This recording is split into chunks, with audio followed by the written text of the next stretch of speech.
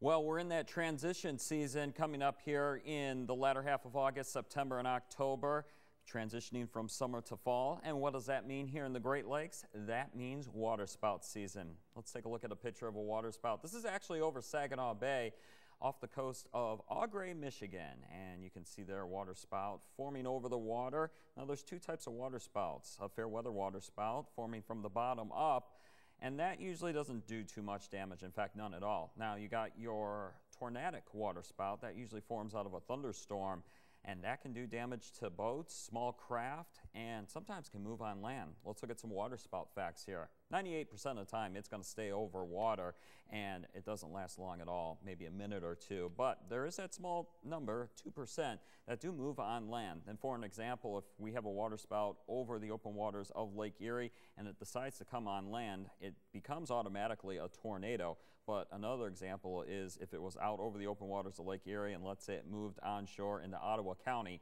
the Weather Service would go ahead and issue a tornado warning. Now, why the waterspouts in late August, September, and October? Well, it is our peak waterfall season. See that cold front up to the north? I'm just using that as an example. It comes on through the Great Lakes and ushers in the first cool waves of air coming in from Canada. And with the cool waves of air going over the relatively warm waters of the Great Lakes, water has a high heat capacity, means it warms slower and cools slower.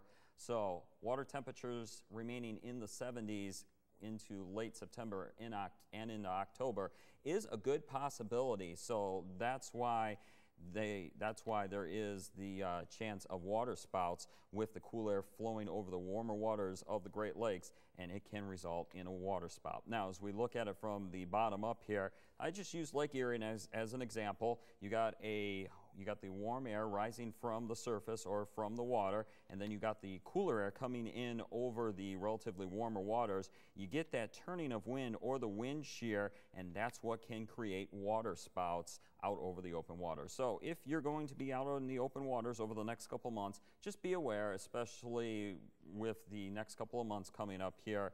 And if you're out there and if you spot a waterspout, just drive away from them or steer away from them or even move onshore away off the open waters.